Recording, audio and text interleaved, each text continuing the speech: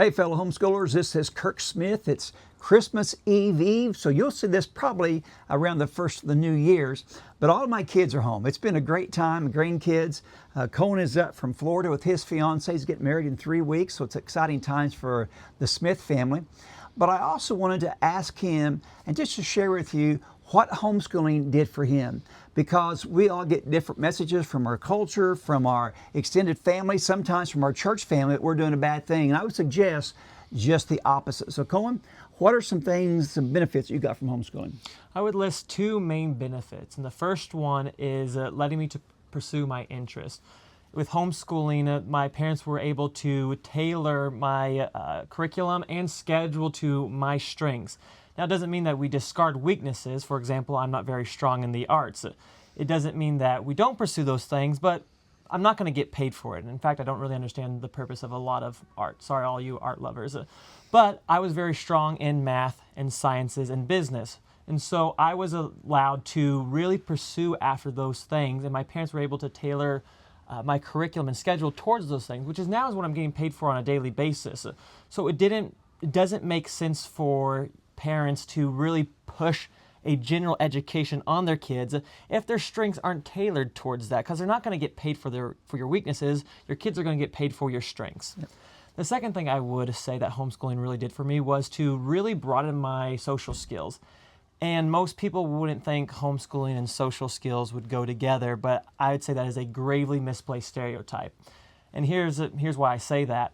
I come from a very large family, where the age ranges from my father, senior citizen, to my little sisters who are now teenagers. It is a very diverse and extended communication range where you get the Gen Z slang and you get the most sophisticated, I don't want to say boomer, but sophisticated senior citizen language. So learning how to hold discourse with a variety of ages really sharpens your social skills, which you see that in the workplace.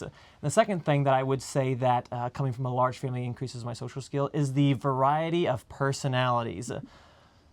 There is a lot of personalities, and learning how to talk to them, especially during conflict, is something very important that I take to the workplace on a daily basis. And I think that's just something that the world doesn't see when it comes to homeschooling. So the two things I say that really helped me prepare me for the world was, one, being able to pursue my interests and my strengths, and it helped my social skills. Good.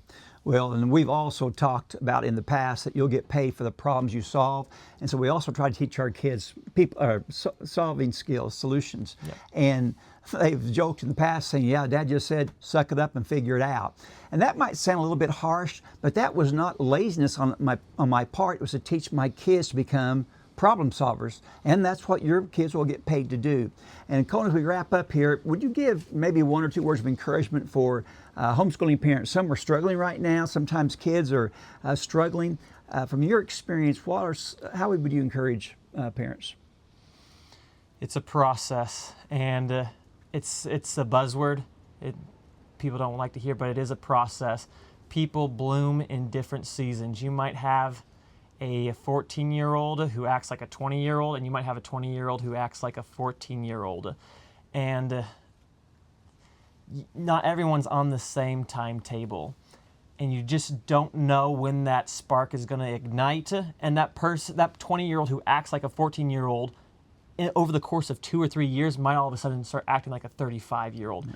And you don't know when that's going to be. All you can do is be faithful in the process and be faithful with the dominion God has given you over and your roost. Yeah, and so again, as you said, it's a process. Sometimes our kid takes 2 steps forward and takes a step back. We can't freak out in those seasons because God has them on a divine timetable. Our job is to bless what God is blessing. So I hope this makes sense. Cohen, thanks for being here today. Absolutely. Again, belated Merry Christmas, but more than that, a Happy New Year in 2026. This is Kirk Smith with ICHE.